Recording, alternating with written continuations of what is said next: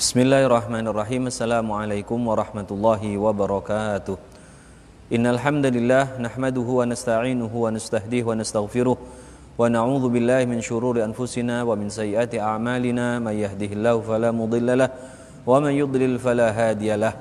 Asyhadu an la ilaha illallah wahdahu la syarikalah wa asyhadu anna sayyidana wa nabiyyana wa habibana Muhammadan abduhu wa rasuluhu la nabiyya ba'dah.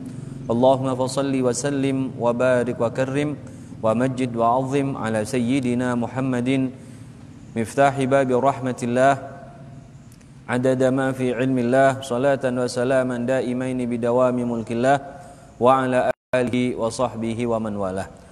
Allahumma salli ala sayyidina Muhammadin tibbil qulubi wa dawaiha wa afiyatil abdani wa shifaiha wa nuril absari wa dhiyaiha wa qutil arwahi wa ghizaiha wa ala alihi wa sahbihi wa sallim tasliman katsira.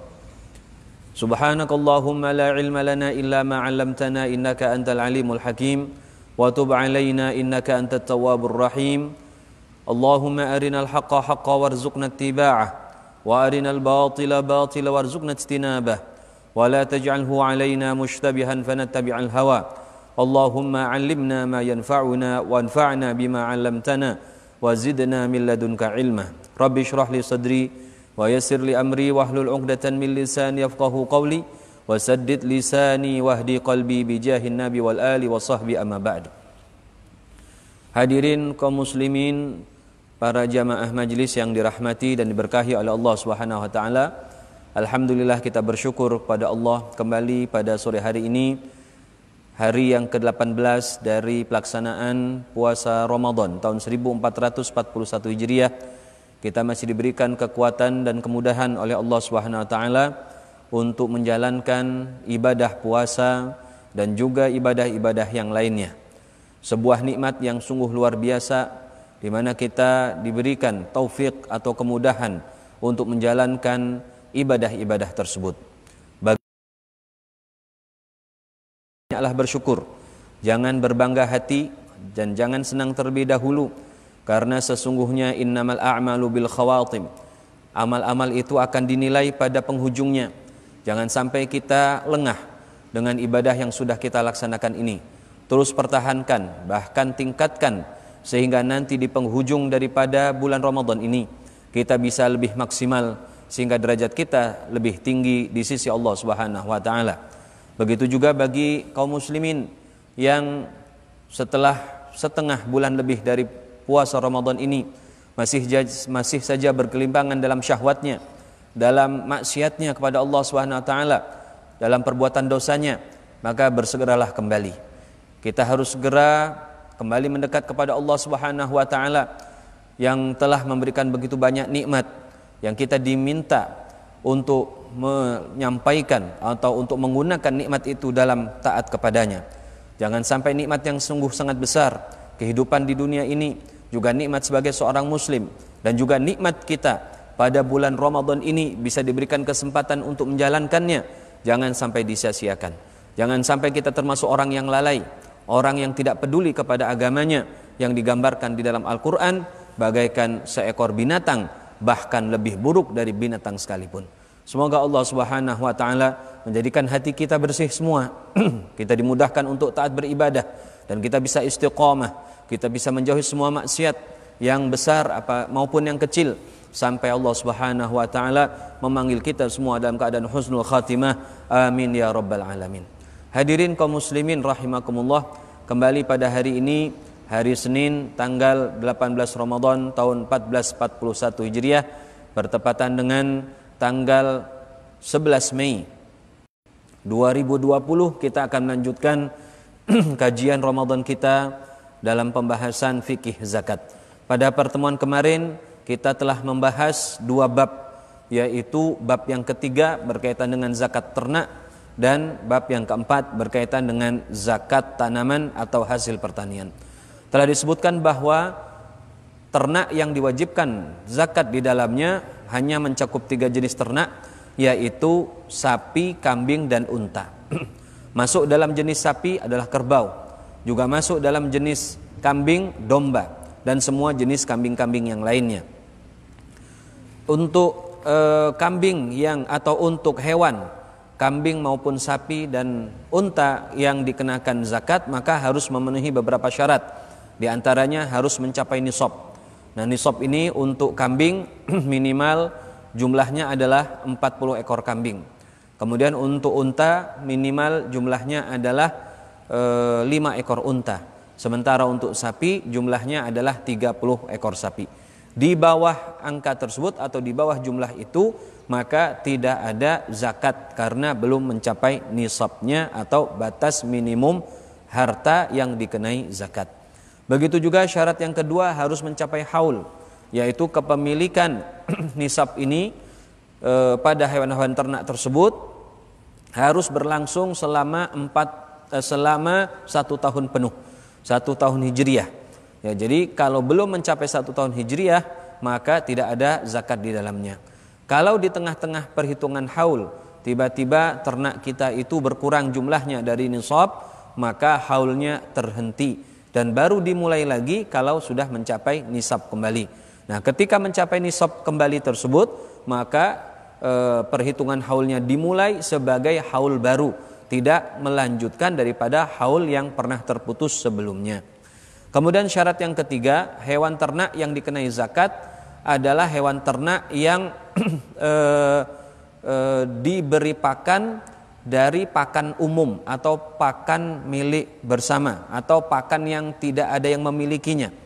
Nah, dari situlah jika hewan ternak itu diberi pakan dengan pakan yang gratis, mungkin istilahnya demikian, pakan yang tidak ada pemiliknya atau dimiliki oleh negara, maka hewan ternak itu baru dikenakan zakat. Tetapi kalau pakan dari ternak itu merupakan pakan milik sendiri atau pakan milik orang lain yang dia minta, atau bahkan pakan yang ia beli, ya, atau pakan yang ia buat tapi bahan-bahannya ia beli, maka ternak yang seperti itu tidak dikenakan zakat. Maka seperti yang saya katakan kemarin, untuk peternakan di modern seperti ini yang pada umumnya pakannya berasal dari pembuatan atau dari hasil beli, maka tidak dikenakan zakat. Tetapi nanti dia akan mendapatkan zakat atau dikenai zakat karena dijual, maka dikenai zakat penjualan. Begitu juga syarat yang terakhir, yang keempat dari hewan yang dikenai zakat adalah hewan itu tidak dipakai untuk bekerja. Jika dipakai untuk bekerja, diambil manfaatnya, ya, seperti misalnya dipakai untuk membajak, dipakai untuk mengangkut barang dan lain sebagainya, maka tidak ada zakat pada hewan tersebut. Nah, itulah rahimakumullah kurang lebih yang saya telah jelaskan berkaitan dengan zakat hewan. Berikutnya adalah tentang zakat tanaman. Nah, zakat tanaman inilah yang mungkin lebih kita rasakan penerapannya, karena banyak tentu kaum muslimin di Indonesia ini merupakan para petani-petani yang tentu harus mengetahui apakah pertanian mereka itu dikenakan zakat. Kalaupun dikenakan zakat, maka berapa besarnya. Nah, rahimakumullah, telah disebutkan bahwa di dalam madhab Syafi'i, zakat pertanian yang dikenakan zakatnya harus memenuhi 3 syarat. Yang pertama, tanaman yang ditanam tersebut atau yang dipelihara itu merupakan tanaman yang merupakan bahan makanan pokok, yang merupakan bahan makanan pokok. Kalau bukan makanan pokok yang ditanam, maka tidak dikenakan zakat. Ya, misalnya ada seorang nanam sayur-sayuran, ya, atau nanam tebu, ya. Tebu bukan makanan pokok. Makanan pokok dalam arti makanan yang menunjang atau menopang tubuh kita. Ya. Ada orang tanam sawit, ya, itu tidak ada zakatnya dari sawitnya, karena orang Indonesia tidak ada yang makan minyak sawit sebagai makanan pokoknya, ya. Kemudian misalnya tanam karet, apalagi ini karet bukan makanan, maka tidak ada zakatnya. Tetapi tanaman-tanaman tersebut, sayur-sayuran, kemudian karet, sawit dan lain sebagainya, jika dijual maka dikenakan zakat penjualan. Tapi kalau misalnya ada orang tanam sayur, ya, tapi tidak dijual, dimakan sendiri, maka tidak ada zakat di dalamnya. Kemudian syarat yang kedua adalah dapat disimpan tanpa rusak, ya, dapat disimpan tanpa rusak, jadi bisa bertahan lama. Dan yang ketiga adalah termasuk tanaman yang biasa ditanam oleh manusia, bukan yang tumbuh liar ya dan lain sebagainya. Nah, berdasarkan syarat-syarat itu maka kemudian para ulama menetapkan ada dua jenis tanaman yang dikenakan zakat. Yang pertama dari jenis biji-bijian. Untuk dari jenis biji-bijian ini adalah yang terkena kalau dahulu di zaman Rasulullah SAW misalnya adalah gandum, ya, jelai atau jewawut. Nah, kalau kita di Indonesia sekarang misalnya beras atau padi, kemudian jagung, ya, termasuk singkong. Singkong ini meskipun dimakannya jarang, ya, tetapi masuk juga karena tidak harus dimakan sering bahan pokok tersebut. Yang penting adalah dimakan dalam keadaan tidak dalam keadaan paceklik. Singkong ini meskipun lebih sering dipakai untuk paceklik, tapi ada sejumlah orang juga yang selalu menggunakan singkong ini sebagai bahan makanan pokok, ya. Termasuk jagung juga di sebagian tempat jagung dijadikan sebagai makanan pokok meskipun di tempat yang umumnya adalah hanya dipakai kalau di masa paceklik saja. Maka tanaman-tanaman tersebut terkena zakat. Jadi sekali lagi kalau di Indonesia ini mungkin yang bisa kita lihat adalah misalnya jagung, padi dan singkong itu terkena zakat. Kemudian yang kedua untuk jenis buah-buahan. Jadi yang pertama itu biji-bijian, yang kedua buah-buahan. Untuk buah-buahan yang dikenakan zakat di dalam mazhab Syafi'i cuma dua, yaitu kurma dan anggur saja. Jadi selain itu buah-buahan apapun tidak dikenakan zakat. Ya, jadi misalnya kemarin saya contohkan ada orang punya perkebunan misalnya apel atau duren atau rambutan dan lain sebagainya, meskipun jumlahnya besar maka tidak ada zakat pada buah-buahan tersebut, ya, karena bukan makanan pokok, ya, bukan makanan pokok, sehingga tidak dikenakan zakat, ya. Tetapi jika buah-buahan atau hasil pertanian dari buah-buahan itu dijual atau memang tujuannya adalah memang untuk diambil profitnya atau keuntungan penjualannya, maka tentu dikenakan zakat penjualan, ya. Nah, rahimakumullah, kemarin juga sudah kita jelaskan tentang nisab dan tarif. Nisab, batas minimum untuk zakat pertanian adalah jika mencapai 5 wasak. Rasulullah SAW menyatakan laisa fima duna khamsati ausukin sadaqah. Tidak ada kewajiban yang di bawah 5 wasak sedekah, tidak ada zakatnya. Ya, 5 wasak itu memang terjadi perbedaan. Di sini saya mengambil pendapat salah satu pendapat para ulama di zaman ini, kurang lebih 5 wasak itu adalah 612 kilogram, ya, 612 kilogram. Kemudian besaran daripada zakat yang harus dikeluarkan adalah tergantung bagaimana pengairannya atau pengelolaan daripada tanaman itu. Jika pengelolaannya itu tidak membutuhkan usaha, tidak mengeluarkan dana, ya, maka zakat yang harus dikeluarkan adalah 10%, ya, 10% kalau tidak mengeluarkan usaha. Tapi kalau misalnya menggunakan usaha, ada dana, beli pupuk, beli obat-obatan untuk hama dan lain sebagainya, ya, atau untuk pengairannya dia membutuhkan air atau penyemprot dan lain sebagainya, maka pertanian yang seperti ini zakatnya adalah hanya 5%, ya, dari total. Nah, total itu dihitung dari hasil yang sudah bersih, yang siap untuk dikonsumsi. Artinya sudah bersih dari barang-barang yang tidak dimakan. Kalau beras misalnya adalah ya setelah dibuang kulitnya, ya. Nah, itu kira-kira nanti kan bisa dihitung, maka itu dikeluarkan zakatnya. Begitu juga singkong, maka yang dihitung adalah yang dimakan saja. Jagung juga yang dihitung adalah yang dimakan saja. Dan dalam keadaan sudah kering, ya, sudah kering artinya sudah siap dikonsumsi. Sudah dikonsumsi dalam keadaan jumlah airnya sedikit. Termasuk anggur dan kurma juga baru dikeluarkan zakatnya kalau sudah airnya berkurang. Nah, itulah rahimakumullah kurang lebih apa yang sudah kita sampaikan pada pertemuan yang lalu. Maka kita untuk menyingkat waktu kita akan bahas pada hari ini kita akan bahas 3 bab, ya. Tapi memang ada 2 bab yang sangat singkat, insyaallah waktunya akan kita usahakan cukup seperti kemarin, dan kita usahakan untuk menjawab pertanyaan yang kemarin ada yang sempat belum dijawab. Baik, bismillahirrahmanirrahim. Bab yang kelima, zakat emas dan perak atau an-naqdain. Dalil kewajiban zakat emas dan perak. Emas dan perak termasuk harta yang diwajibkan zakat padanya berdasarkan firman Allah Subhanahu wa taala, walladzina yaknizuna adh-dhahaba wal fiddata wa la yunfiqunaha fi sabilillah fabashshirhum bi'adzabin alim. Dan orang-orang yang menyimpan emas dan perak dan tidak menafkahkannya. Tidak menafkahkannya ini maksudnya tidak mengeluarkan zakatnya. Berarti ini menunjukkan bahwa emas dan perak itu wajib dikeluarkan zakatnya. Dan tidak menafkahkan pada jalan Allah, maka beritahukanlah kepada mereka bahwa mereka akan mendapatkan siksa yang pedih. Surat At-Taubah ayat 34. Rasulullah SAW menjelaskan makna ayat di atas dalam sabdanya, kullu malin balagha zakata fazukkiya falaysa bikanzin wa ma lam yuzakkihi fahuwa kanzun. Setiap harta mencapai zakat lalu dizakati maka tidak dianggap menyimpan, dan harta yang belum dizakati maka itulah menyimpan. Jadi berdasarkan ayat ini dan juga penjelasan dari hadis tadi bahwa emas dan perak itu dikenai zakat, dan ini sepakat terjadi ijma atau kesepakatan seluruh ulama tentang kewajiban zakat pada emas dan perak. Kategori zakat emas dan perak. Semua jenis emas dan perak baik sudah diolah maupun belum diwajibkan zakat atasnya. Jadi emas baik masih mentah atau sudah diolah maka ada zakatnya. Emas dan perak yang dikenai zakat adalah yang murni.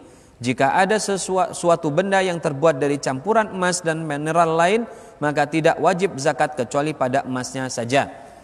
Jadi rahimakumullah, emas itu dan perak yang dikenai zakat adalah yang murni, artinya tidak tercampur dengan benda lain. Kalau ada seseorang memiliki benda, ya misalnya campuran antara emas dan bukan emas, maka yang dihitung adalah yang emasnya saja yang dikenakan zakatnya. Ya.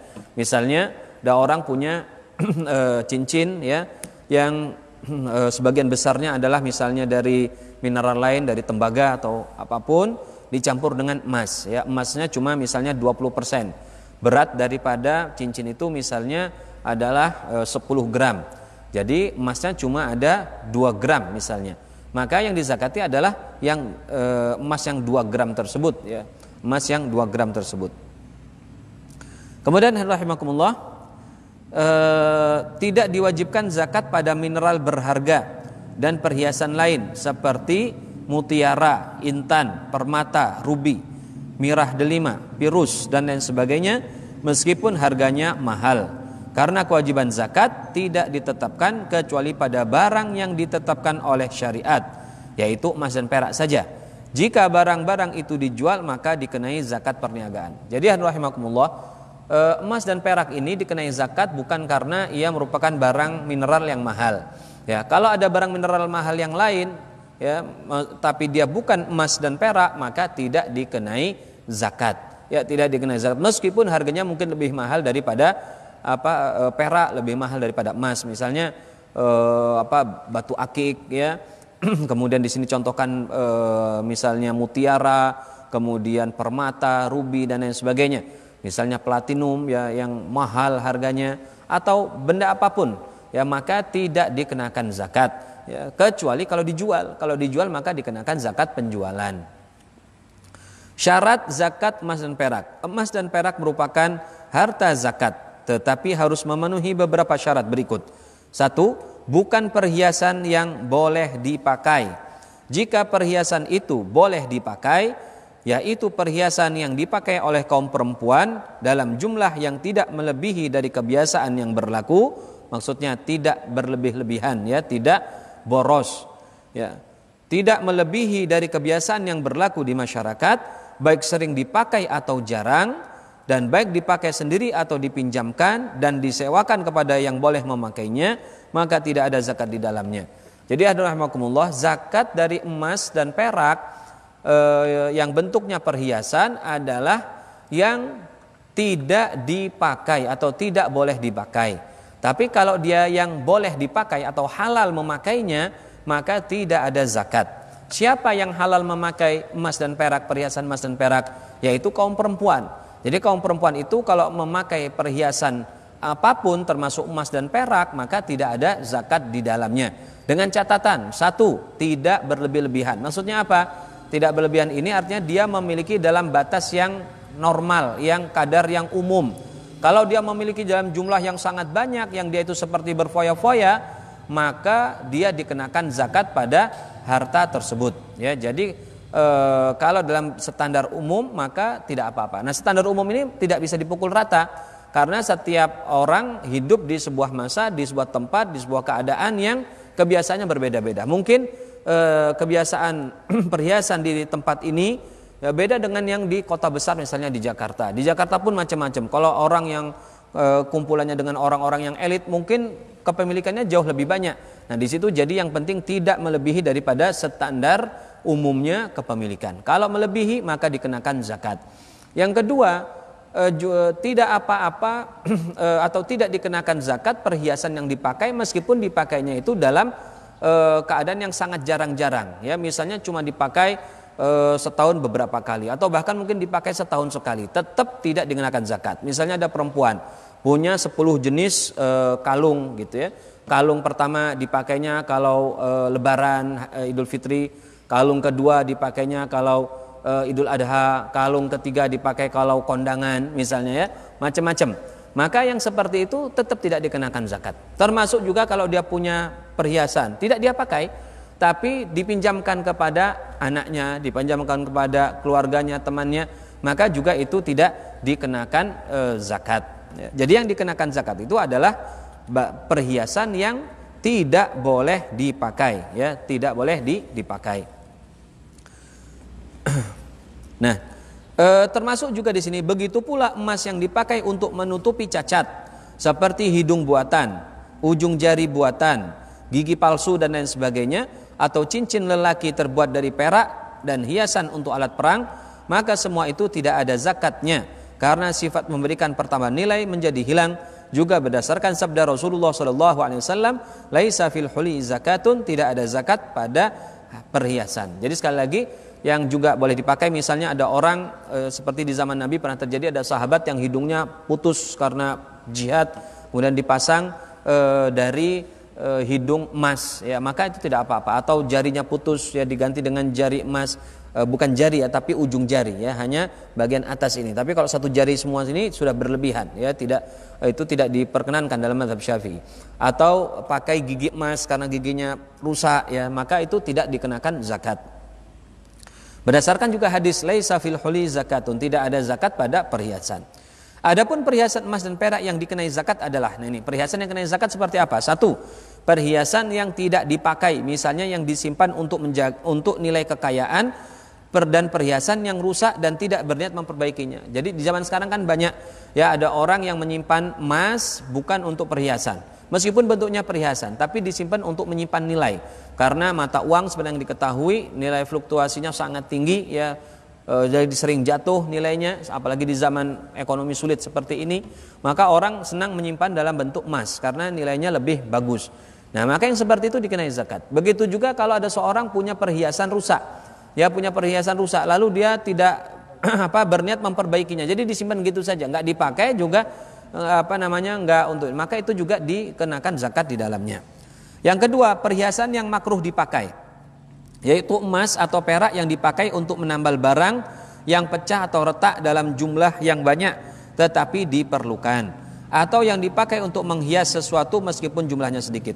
Jadi makruh dalam mazhab Syafi'i kalau seorang misalnya memperbaiki porselen atau memiliki barang, ya, yang baik dengan emas, misalnya hanya bisa direkatkan dengan emas, ya, tapi dalam jumlah yang banyak, maka itu hukumnya makruh, ya. Kalau sebagai perhiasan boleh tapi hanya sedikit, ya. Kalau sedikit itu boleh tapi hukumnya juga adalah makruh. Yang ketiga, perhiasan yang haram. Ini ada perhiasan yang haram dipakai. Seperti apa? Baik yang haram karena zatnya, seperti perhiasan yang dibuat patung hewan atau wadah, atau perhiasan emas milik lelaki, hiasan emas untuk masjid dan mushaf. Jadi ada keharaman memakai emas. Satu, emasnya dibentuk seperti patung makhluk yang bernyawa, hewan atau manusia, hukumnya haram. Kemudian emas dipakai untuk perhiasan laki-laki, juga tidak boleh. Laki-laki pakai kalung emas, haram. Ya, jangankan kalung emas, kalung biasa juga haram, karena kalung itu merupakan bagian dari ciri perempuan, jadi tidak boleh pakai. Gelang tidak boleh pakai. Kemudian semua yang merupakan ciri perempuan tidak boleh dipakai laki-laki, apalagi kalau emas, hukumnya lebih haram lagi. Kemudian juga emas dan perak untuk wadah, tempat, ya, sesuatu untuk nyimpan barang, hukumnya juga haram dalam Islam. Ya, baik laki-laki maupun perempuan tidak boleh, ya, untuk makan misalnya. Ya, misalnya ada orang punya hiasan gelas, piring, ya, sendok dari perak, dari emas, itu hukumnya haram, tidak boleh dalam Islam. Ya, Rasulullah SAW tegas dalam banyak hadis, di antaranya beliau pernah bersabda, la ta'kulu fi fi siha fil fiddati wa fi la ta'kulu fi siha fil dhahabi wal fiddah. Jangan kalian makan fi suhuf itu di piring-piring ya yang terbuat dari az-zahab, emas, wal fiddah dan perak ya. Fa innaha lahum fid dunya wa lakum fil akhirah. Karena barang itu untuk mereka orang-orang di luar Islam di dunia saja, tapi nanti kalian akan dapatkan di akhirat ya. Dalam hadis yang lain Rasulullah mengatakan orang yang makan dari wadah dari emas dan perak maka innama yujarjiru fi batnihi naru jahannam. Orang yang makan pakai wadah itu di dalam perutnya itu bergolak neraka api, neraka jahanam. Nauzubillah min dzalik. Jadi tidak boleh kita pakai yang seperti itu. Kalau kita sudah pakai tapi enggak kita punya tapi enggak dipakai bagaimana Habib? Enggak boleh juga tetap. Ya dalam kaidah disebutkan ma haruma istimaluhu haruma ittikhaduhu. Yang tidak boleh dipakai tidak boleh dimiliki. Ya karena apa? Karena ada kemungkinan nanti terpakai juga ya, setelah dia memiliki mungkin lama-kelamaan dia akan memilikinya. Kemudian berikutnya atau haram yang karena maksud pemakaian, misalnya emas milik perempuan yang diniatkan untuk dipakai laki-laki. Misalnya pemilik emas itu perempuan tapi diniatkan untuk yang pakai laki-laki. Nah, ini juga hukumnya adalah haram ya karena keharaman dari niatnya tersebut. Perhiasan milik perempuan yang berlebihan jumlahnya tadi sudah kita sebutkan. Kemudian keempat, semua bentuk emas dan perak baik sudah diolah ataupun masih dalam bentuk mentah terkena kewajiban zakat. Kelima, masuk dalam kategori emas dan perak ini adalah uang fiat. Nah, ini yang penting. Di zaman sekarang rahmatullah kita tentu bertransaksi menggunakan uang fiat, yaitu uang yang biasa kita pegang itu rupiah, dolar dan lain sebagainya, itu disebut uang fiat. Uang fiat ini menurut para ulama dimasukkan dalam jenis emas dan perak dalam hukumnya.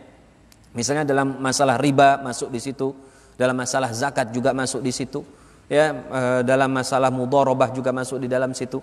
Nah jadi dia mengambil hukum emas dan perak dikiaskan ke sana. Jadi oleh karena itulah emas dan perak, uang rupiah, dolar ataupun apapun bentuknya maka dikenai zakat.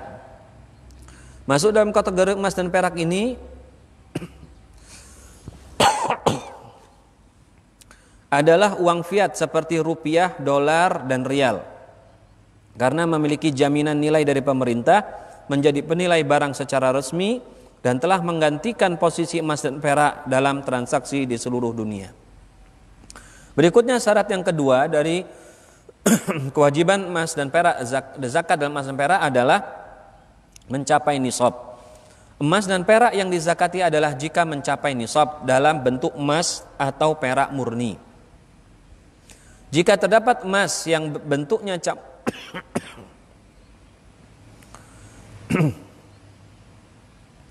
jika terdapat emas yang bentuknya campuran, maka yang dihitung adalah emas yang murni. Jadi kalau kita punya barang misalnya campuran ya, misalnya ada kita nyimpan perhiasan campuran antara emas dan bukan emas misalnya, dan perhiasan itu kita simpan, maka yang dihitung adalah yang emasnya saja, yang bukan emas tidak dikenai zakat. Berapa besar nisab emas dan perak nanti akan kita sebutkan dalam penjelasan berikut. Memenuhi haul. Syarat yang ketiga adalah memenuhi haul. Jika nisab tercapai tapi tidak memenuhi 1 tahun penuh atau haul, maka tidak ada zakatnya. Ya, seperti dalam jenis harta yang lain, emas dan perak ini ada haulnya. Artinya harus dimiliki selama 1 tahun dalam kadar nisab. Jadi dia memiliki nisab itu selama 1 tahun. Kalau sudah 1 tahun penuh baru dikenakan zakat. Haul dalam emas dan perak dihitung sejak harta tersebut mencapai nisab. Jadi kalau pas sudah mencapai nisab baru ada haulnya. Jadi rahimakumullah di sini tentu saya mengingatkan banyak di antara kita yang mengeluarkan zakat emas, perak atau uang itu disesuaikan dengan Ramadan ya. Padahal kita memiliki emas dan perak itu kadang-kadang bukan pada Ramadan tahun lalu. Nah ini sebenarnya yang kurang tepat ya. Jadi kalau misalnya kita memiliki emas itu nisabnya misalnya sejak bulan Muharram, ya zakatnya bulan Muharram pada tahun berikutnya. Kalau kita memiliki nisabnya itu pada bulan misalnya Rabiul Awal, ya nanti Rabiul Awal juga begitu. Jadi bukan di bulan Ramadan. Memang kalau misalnya kita percepat mungkin lebih bagus lah, kita berikan hak kepada fakir miskin tidak apa-apa ya, tetapi itu dalam pembahasan menyegerakan zakat. Tapi secara hukum asalnya seseorang itu mengeluarkan zakat adalah kalau kepemilikannya sudah setahun ya, sudah setahun. Dan harus tetap bertahan dalam batas nisab atau lebih sampai memenuhi haul. Jadi haul ini kadar nisab itu harus terus pada batas itu atau lebih tinggi. Kalau dia turun maka batal haulnya. Jika di tengah perhitungan haul nilai emas dan perak berkurang dari nisab, maka perhitungan haul menjadi batal. Jadi misalnya saya punya emas atau punya uang sudah nisab pada bulan Ramadan ini, bulan 9. Tiba-tiba pas bulan 1 nanti Muharram, uang saya atau emas saya itu berkurang dari nisab, maka putus haulnya ya, dan tidak ada kewajiban zakat di dalamnya. Nanti baru ada kewajiban zakat kalau uang saya itu sudah mencapai nisab kembali. Misalnya bulan Muharram tadi uang saya berkurang dari nisab, maka batal kewajiban zakatnya. 3 bulan kemudian pada bulan Rabiul Tsani misalnya uang saya kembali mencapai nisab, maka barulah sejak Rabiul Tsani itu nisab saya dan haul saya mulai dihitung ya. Dan nisab atau haul itu dihitung dalam perhitungan yang baru, atau maksudnya haul yang baru, bukan melanjutkan haul yang dari Ramadan. Haul yang Ramadan sudah hilang, sudah berhenti sejak Muharram, tidak dianggap lagi. Ya, haul yang Rabiul Tsani itu adalah haul baru. Jadi nanti kalau saya mengeluarkan zakat adalah bulan Rabiul Tsani tahun depan, seperti itu. Jika akhirnya kembali mencapai nisab, maka dihitung kembali haulnya sebagai haul baru, bukan melanjutkan haul lama yang sudah terputus seperti yang baru saya jelaskan. Berikutnya nisab dan tarif zakat emas dan perak. Nah ini pembahasan yang penting. Berapa sebenarnya batas minimum dari kepemilikan zakat emas dan perak yang dikenai zakat? Nisab emas dan perak. Nisab zakat emas dan perak adalah 20 mithqal. Dan nisab zakat perak adalah 200 dirham.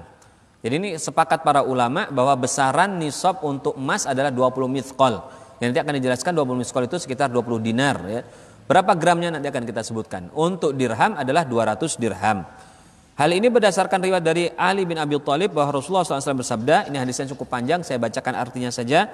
Jika engkau memiliki 200 dirham dan telah memenuhi haul, maka di dalamnya ada zakat 5 dirham ya. 200 dirham itu sudah nisab, berarti zakatnya 5. Engkau tidak memiliki kewajiban zakat apapun sampai engkau memiliki 20 dinar. Nah, kalau 20 dinar emas maka 20 dinar.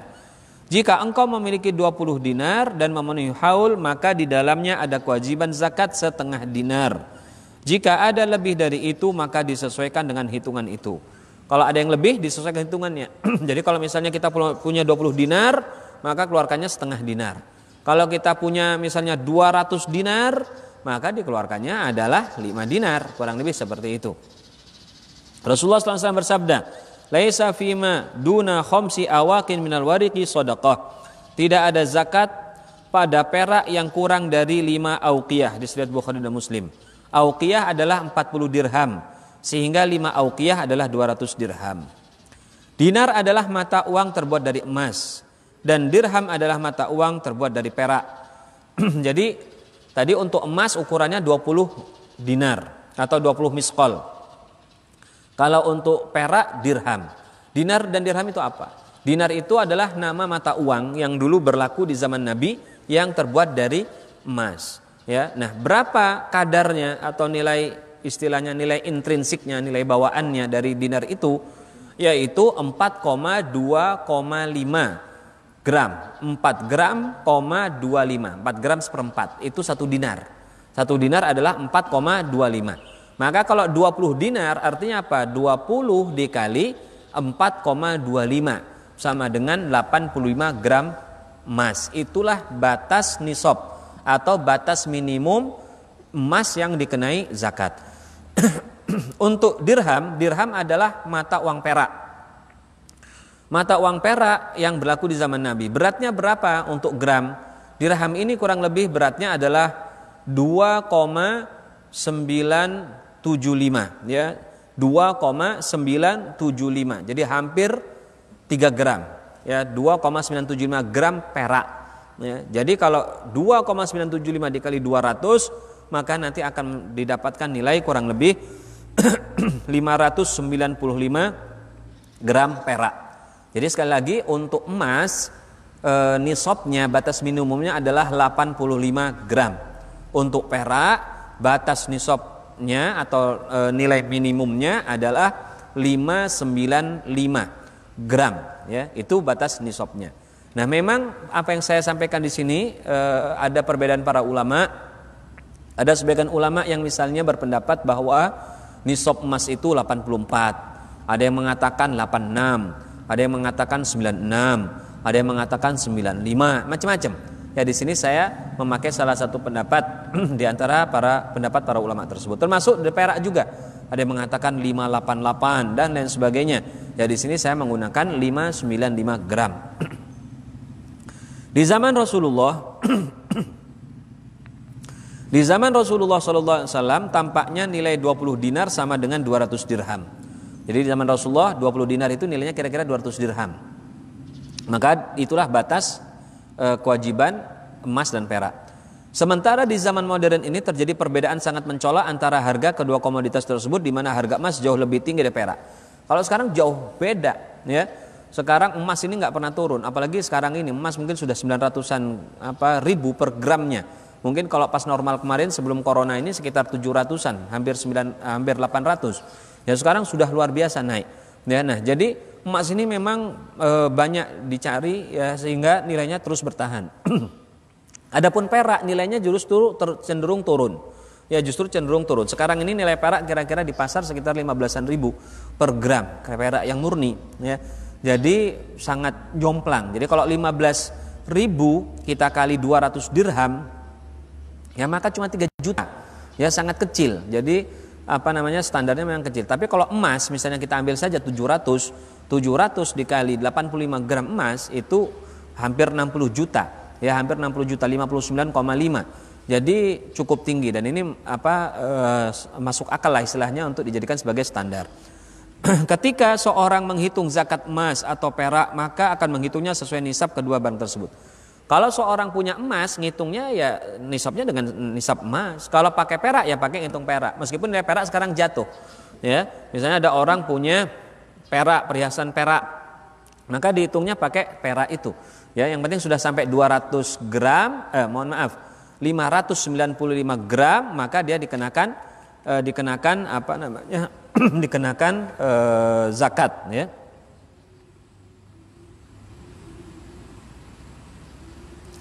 Berikutnya rahimakumullah,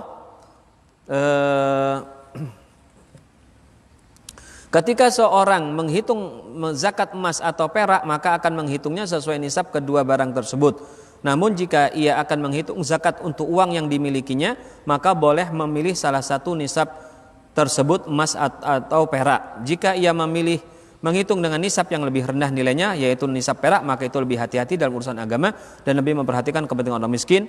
Hanya saja umumnya para ulama kontemporer menjadikan emas sebagai ukuran nisab untuk mata uang, karena saat ini hanya emas yang umumnya dijadikan pengukur nilai dan sebagai cadangan devisa suatu negara. Jadi kalau kita punya emas, ngitungnya pakai nisab emas. Kalau punya perak, hitung pakai nisab perak, ya. Kalau kita punya duit gimana? Duit rupiah, maka kita boleh pilih mau pakai emas mau pakai perak, boleh. Ya, jadi pakai standar mana kita boleh milih. Ya, meskipun kalau kita ngambil yang nilainya rendah yaitu perak, maka boleh-boleh saja. Ya, itu lebih bagus karena mengikuti atau lebih memperhatikan kebutuhan orang miskin. Tapi kalau kita mau mengambil yang emas, maka itulah yang umumnya dipakai para ulama di zaman sekarang. Karena emas inilah yang lebih kuat nilainya, lebih jadi standar umum dalam perdagangan, dalam nilai dan lain sebagainya. Jadi lebih banyak dipakai itu adalah emas. Untuk mengetahui apakah uang yang dimiliki seorang telah mencapai nisab, maka cara menghitungnya dengan menghitung nilai nisab emas atau perak dengan harga yang berlaku pada hari itu. Jadi kalau kita mau menghitungnya gimana? Jadi nisab, misalnya saya hari ini mau ngitung zakat saya, ya, maka saya tanya di pasar 1 gram emas itu berapa. Ya, misalnya katakanlah saya pakai standar yang kemarin, ya, 700 ribu. Maka 85 gram emas itu dikali dengan 700 ribu sama dengan hampir 60 juta rupiah kira-kira nilainya ya. Maka kalau uang kita yang kita miliki itu setelah dikurangi kebutuhan pokok kita untuk makan, untuk tempat tinggal dan pakaian dan kebutuhan pokok lainnya dan mencapai 60 juta atau 59 juta 500 ribu, maka dia sudah mencapai nisab, artinya sudah wajib zakat. Tapi nanti bayarnya kalau sudah setahun, karena kan harus nunggu 1 haul. Nah kurang lebih seperti itu. Bagi juga perak kita kali 15.000 misalnya kali standar perak itu, nisab perak yaitu 595. Saya mohon maaf rahimakumullah, di sini saya ada kesalahan tulis dalam buku saya ini. Di sini saya tulisnya 15.000 kali 200 gram. Itu kurang tepat, seharusnya 15.000 dikali 595 gram ya. Nah, jadi sekali lagi rahimakumullah, untuk uang kita yang kita miliki, kalau kita ingin menghitungnya ya, maka uang itu kita konversikan semuanya ke dalam satu nilai mata uang. Lalu nanti kita nilai dengan emas. Ini sebagai standar umum lah ya, seperti itu. Jadi misalnya kita punya uang di tabungan berapa, kalau tabungan kita ada yang dolar, ada yang rupiah, maka semuanya itu dikonversikan dalam satu nilai, misalnya dalam bentuk rupiah ya. Kita punya dolar, uang yang ada cash di tangan kita, ada yang di lemari kita, ada yang di mobil kita, misalnya kita simpan di situ atau di mana saja, kita kumpulkan, lalu kita nilai apakah sudah mencapai nisab atau belum ya. Nah nisabnya itu adalah, kalau sekarang misalnya kita pakai yang 700.000 misalnya ya, maka ya kurang lebih adalah 60 juta kurang sedikit itu. Tapi kalau misalnya kita hitungnya hari ini ya, mungkin hari ini harga emas mungkin sampai 900.000, tentu nilai nisabnya standarnya juga akan semakin tinggi. Jadi disesuaikan dengan hari di mana kita menghitung zakat kita ya, bukan dengan hari yang lagi standar, bukan, tapi hari yang dimana kita menghitung zakat kita tersebut. Nah sekarang berapa tarif zakat emas dan perak? Tarif zakat emas dan perak yang harus dikeluarkan adalah 2,5% dari total kekayaan yang wajib dizakati, bukan dari nisab harta kekayaannya saja. Hal ini berdasarkan hadis Ali bin Thalib yang diriwayatkan oleh Abu Daud di atas. Jadi besaran zakat yang harus kita keluarkan adalah 2,5% dari total kekayaan, dari total emas atau dari total uang atau dari total perak, bukan dari batas nisabnya saja. Bukan dari total batas nisabnya saja ya. Jadi kalau kita misalnya punya uang 100 juta ya, katakanlah tadi nisabnya 60 juta ya, nisab emas dengan katakanlah harga kurs emas itu adalah 700.000 ya, maka yang dikeluarkan 2,5% itu bukan dari 60 jutanya, bukan dari nisabnya, tapi dari total kekayaan kita, yaitu 100 juta ya. Nah ini juga harus perhatikan. Jadi 100 juta diambil 2,5%, yaitu 2.500.000. Kemudian juga perlu disampaikan di sini rahimakumullah, ini karena ada saja masyarakat yang masih salah paham. Ada sebagian yang mengira zakat emas dan perak ini cuma sekali saja seumur hidup. Itu salah. Ya, jadi emas dan perak ini adalah zakat tahunan karena kepemilikan tahunan daripada emas dan perak yang ada pada kita tersebut. Jadi kalau kita uang 100 juta itu tahun depan masih 100 juta lagi atau bertambah, ya keluarkan lagi. Tahun berikutnya masih lagi, ya keluarkan lagi, dan seterusnya. Ya, bukan dikeluarkan sekali saja. Ya, karena ya masih ada saja yang salah. Bahkan hari ini ya saya dapat WA juga seperti itu. Jadi ada seorang membeli emas, ketika dibeli itulah langsung dikeluarkan zakatnya. Ya, dikeluarkan zakatnya 2,5%. Setelah itu nggak pernah dikeluarkan zakatnya sama sekali sampai hari ini. Ya, itu adalah sebuah pemahaman yang tidak tepat. Jadi sekali lagi, zakat emas dan perak juga uang itu adalah dikeluarkan setiap tahun, bukan sekali saja seumur hidup. Cara mengeluarkan zakat emas dan perak. Zakat emas tidak digabung dengan zakat perak, tapi dihitung tersendiri karena keduanya adalah dua jenis yang berbeda.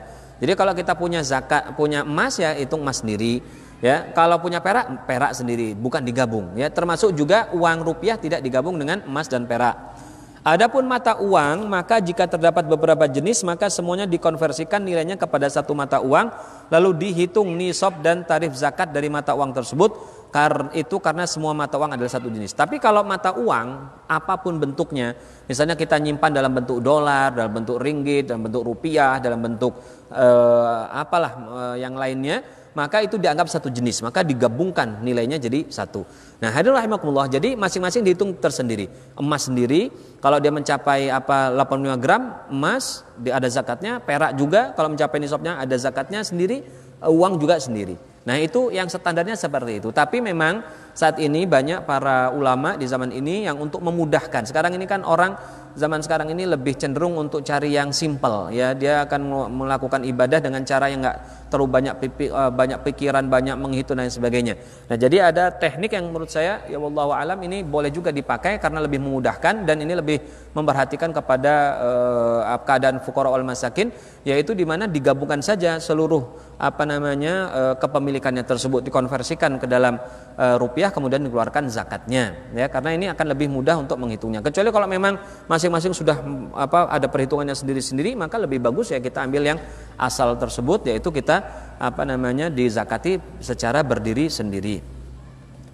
Zakat emas dan perak tidak boleh dikeluarkan dalam bentuk barang yang dibeli dari uang tersebut. Ya, jadi ini kalau kita mengeluarkan zakat dari emas dan perak, maka yang dikeluarkan ya bentuk emas dan perak, atau kalau uang ya uang, tidak boleh diganti misalnya sekarang dengan diganti jadi sembako. Tidak boleh kita misalnya mengeluarkan zakat dari uang kita total berapa, misalnya 100 juta, dikeluarkan zakatnya 2,5%. Berapa? 2.500.000. Lalu kita belikan beras, lalu kita bagikan. Nah, itu sebenarnya tidak tepat. Itu tidak diperbolehkan dalam mazhab Syafi'i, begitu juga mayoritas ulama, ya. Tapi nanti ada pengecualian, dia akan disebutkan di sini.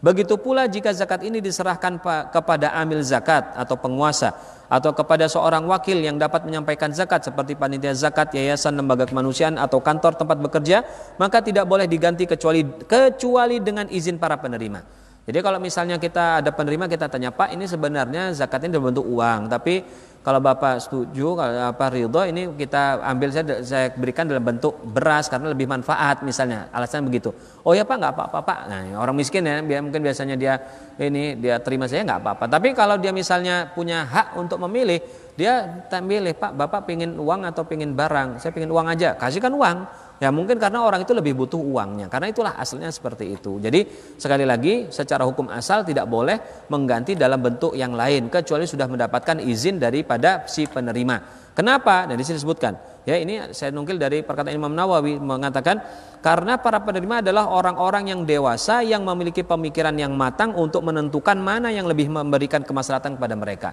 Jadi orang miskin itu juga sudah dewasa, sudah punya kemampuan berpikir, jadi tahu mana yang lebih maslahat. Jadi kasihkanlah sesuai hukum asalnya. Nah, nanti dia terserah mau dijadikan beras, mau dijadikan pakaian, itu urusan mereka. Perhiasan yang haram dipakai karena zatnya seperti wadah yang terbuat dari emas atau perak, hiasan masjid yang terbuat dari emas atau dari emas, maka tarif zakatnya dihitung dari berat perhiasan bukan dari nilainya. Ini pembahasan yang lebih dalam lagi ya. Jadi disebutkan di sini kalau ada perhiasan yang haram dipakai, misalnya ada orang punya cangkir gelas emas gitu misalnya ya, dan maka yang dikeluarkan adalah dari beratnya itu. Misalnya cangkir itu beratnya 100 gram ya, tapi kalau nilainya karena cangkir itu unik ya, antik, bagus, nilainya itu sama dengan 200 gram gitu. Ya misalnya nilainya ini 100 gram, tapi kalau dijual nilainya seperti 200 gram, maka dikeluarkan zakatnya yang dari 100 gram itu. Nah, berbeda kalau perhiasan itu yang makruh atau yang haram karena sebab eksternal. Seperti apa? Misalnya seperti tadi itu hiasan atau untuk menambal barang yang rusak dan lain sebagainya, maka yang dikeluarkan adalah nilainya, bukan yang dikeluarkan dari beratnya. Ini saya kira jarang terjadi, alhamdulillah, jadi saya langsungkan saja. Berikutnya bab yang ke-6, ini sedikit saja ya, kita baca secara cepat, ini jarang terjadi ya, tapi perlu kita ketahui juga. Zakat barang tambang atau al-ma'din. Dalil kewajibannya, yang dimaksud dengan barang pertambangan adalah semua yang dikeluarkan dari bumi dengan mengeksplorasi tempat yang di dalamnya terdapat barang tersebut menggunakan alat-alat khusus. Barang tambang termasuk harta yang wajib dizakati berdasarkan Al-Quran, hadis dan ijma' para ulama. Allah berfirman, ya ayyuhalladzina amanu anfiqu min thayyibati ma kasabtum wa mimma akhrajna lakum minal ard. Wahai orang-orang yang beriman, nafkahkanlah di jalan Allah sebagian dari hasil usahamu yang baik-baik dan sebagian dari apa yang kamu keluarkan dari bumi untuk kamu.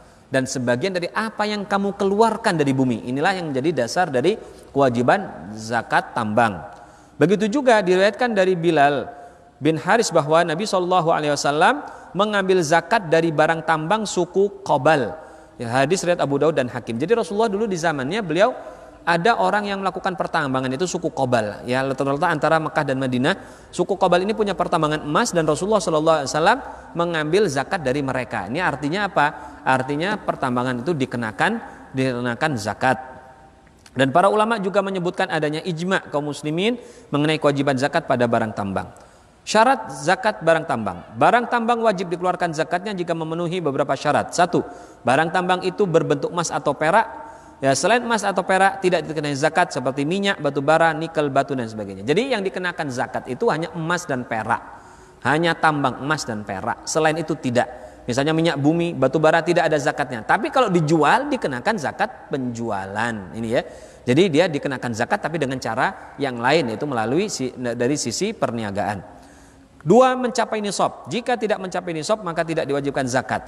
Jadi emas dan perak itu kalau pertambangan itu kalau sampai 85 gram ke atas baru ada zakatnya. Kalau kurang tidak ada zakatnya. Tidak disyaratkan dalam zakat pertambangan ini memenuhi haul karena zakatnya berkaitan dengan mendapatkan barang seperti dalam zakat tanaman. Nah, dalam barang tambang tidak ada haul karena seperti tanaman. Pas dapat dikeluarkan zakat. Kalau nggak dapat nggak dikeluarkan zakat. Dapatnya sedikit nggak dikeluarkan zakatnya. Nisab. Nisab zakat barang tambang adalah seperti nisab emas dan perak, yaitu 20 miskol atau 85 gram untuk emas dan 20 dirham atau 595 gram untuk perak. Adapun tarif atau besaran zakat yang harus dikeluarkan adalah juga sama dengan tarif zakat emas, yaitu 2,5%. Jadi untuk nisab dan tarifnya sama dengan zakat emas dan perak. Cara mengeluarkan zakat barang tambang. 1. Emas atau perak yang ditambang diambil zakatnya ketika didapatkan dari dalam tanah dan tidak disyaratkan haul. Jadi emas dan perak ini tidak ada haulnya. Jadi cukup pas dapat, misalnya hari ini saya nambang, langsung dapat 100 gram, keluarkan zakatnya. Seperti itu. Ya, jadi pas dapat langsung dikeluarkan. Hasil penambangan emas dan perak dikeluarkan zakatnya jika mencapai nisab ketika didapatkan dalam sekali penambangan. Jadi kalau didapatkan dalam sekali penambangan baru dikeluarkan zakatnya. Atau beberapa kali penambangan yang dilakukan secara berkelanjutan. Kalau bernambangnya terus berkelanjutan, hari ini dapat 10, besok dapat 20, besoknya lagi dapat 30 terus, ya nanti di total lebih dari nisab maka dikeluarkan zakatnya. Tapi kalau misalnya saya hari ini nambang, kemudian baru sebulan lagi nambang lagi, maka dihitung cuma hasil yang hari ini saja atau nanti yang berikutnya. Ya, jadi tidak digabung. Jika seorang penambang memiliki emas atau perak, maka hasil penambangannya digabungkan bersama kepemilikannya itu dalam memenuhi nisab lalu dizakat bersama. Kalau penambang itu punya simpanan emas dan perak, digabung dengan apa yang dia miliki. Waktu kewajiban zakat penambangan emas dan perak adalah ketika mendapatkannya, tapi waktu mengeluarkannya adalah jika emas itu sudah dibersihkan dari kotoran.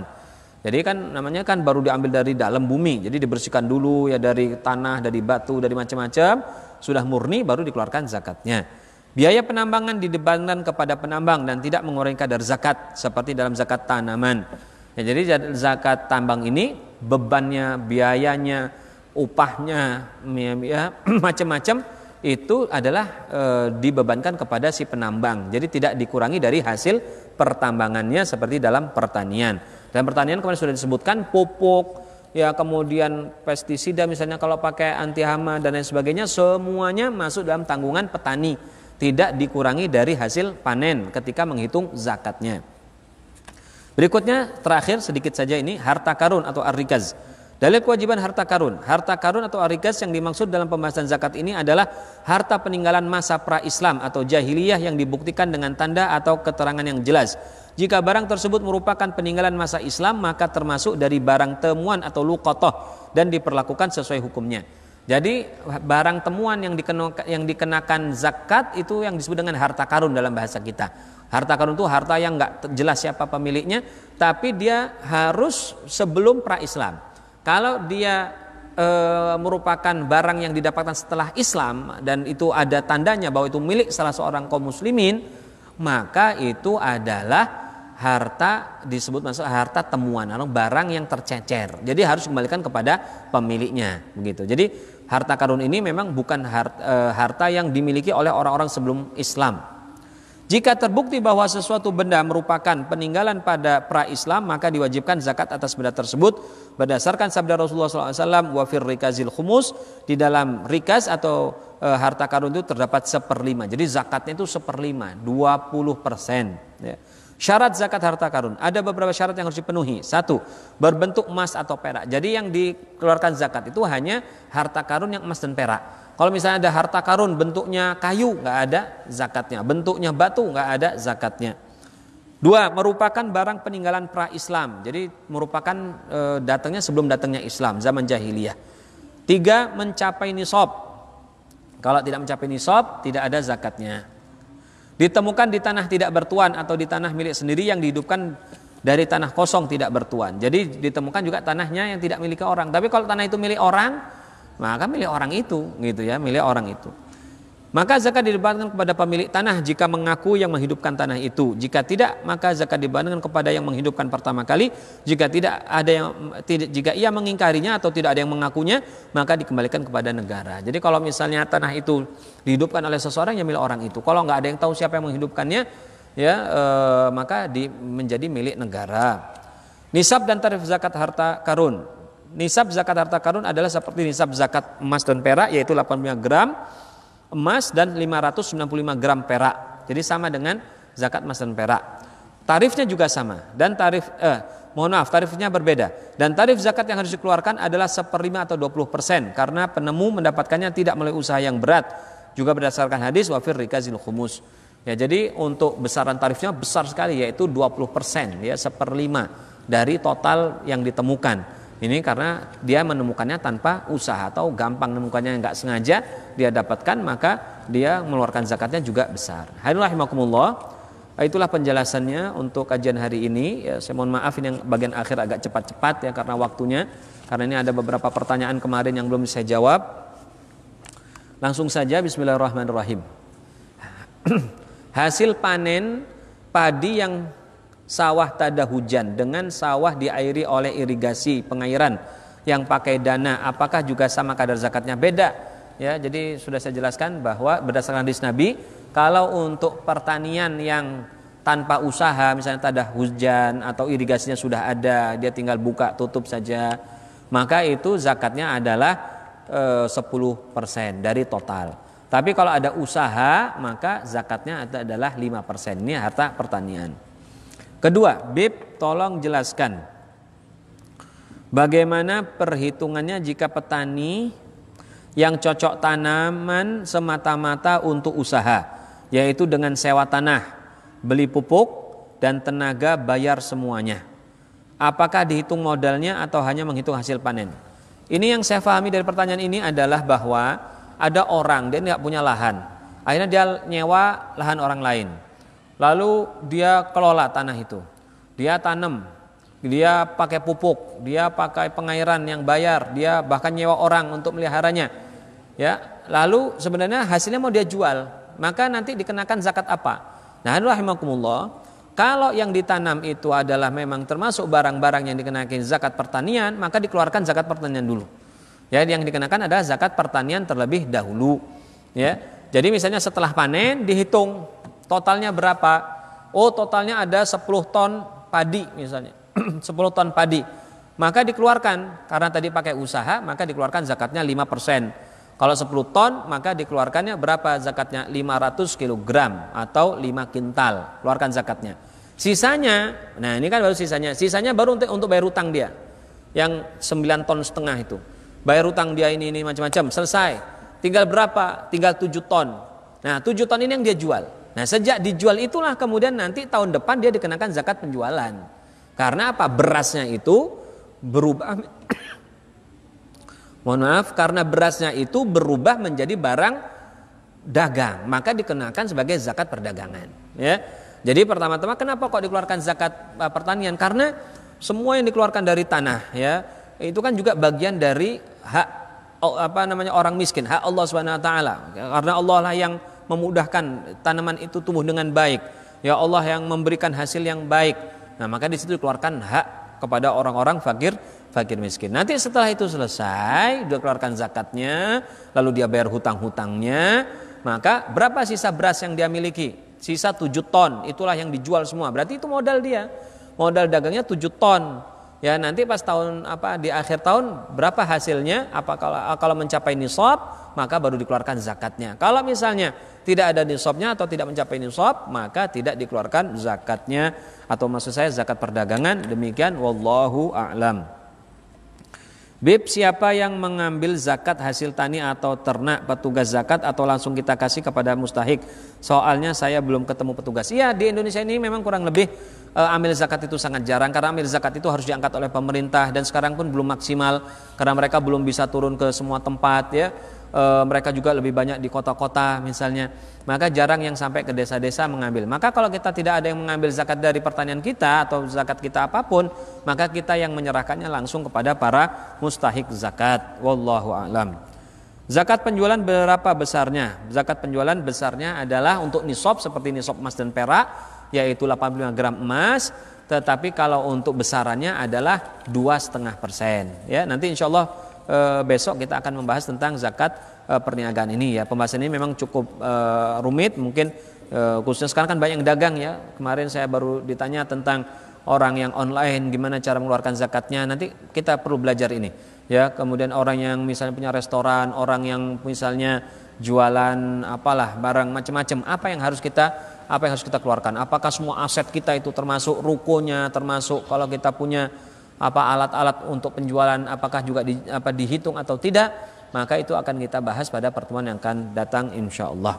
Hadirin rahimakumullah, demikianlah kajian kita pada sore hari ini. Yang kita bahas pada hari ini adalah tentang 3 hal di antara 6 harta zakat ya. Yang pertama adalah kita tadi bahas tentang zakat emas dan perak, yang kedua adalah barang tambang, dan yang ketiga adalah barang atau harta temuan atau harta karun. Ya, semoga apa yang saya jelaskan bisa bermanfaat bagi saya dan bagi hadirin sekalian, dan saya tentu mohon maaf kalau ada kekurangan di dalamnya. Dan seperti biasa marilah kita tutup dengan berdoa bersama-sama. Semoga majlis ini diberkahi oleh Allah Subhanahu wa taala, ilmunya bermanfaat dan kita mendapatkan keridhaan dari Allah Subhanahu wa taala. Bismillahirrahmanirrahim. Alhamdulillahirabbil alamin. Allahumma shalli wa sallim wa barik wa karim ala sayidina Muhammadin wa ala alihi washabihi ajmain. Allahumma nas'aluka ridhakal jannah wa na'udzubika min sakhatikal nar. Allahumma innaka 'afuwun karim tuhibbul 'afwa fa'fu 'anna. Allahumma nas'aluka ilman nafi'a wa 'amalan mutaqabbala wa rizqan halalan thayyiban mubaraka. Allahumma irfa' wadfa' 'anna al-waba'a wal bala' wal ghala' wal fahsya' wal munkar wal fitan wasyada'id wal mihan ma dhahara minha wa ma batan min baladina hadha khassa min sa'iri biladil muslimina 'ammah. Wa sallallahu ala sayyidina Muhammadin wa ala alihi wasallam walhamdulillahirabbil alamin.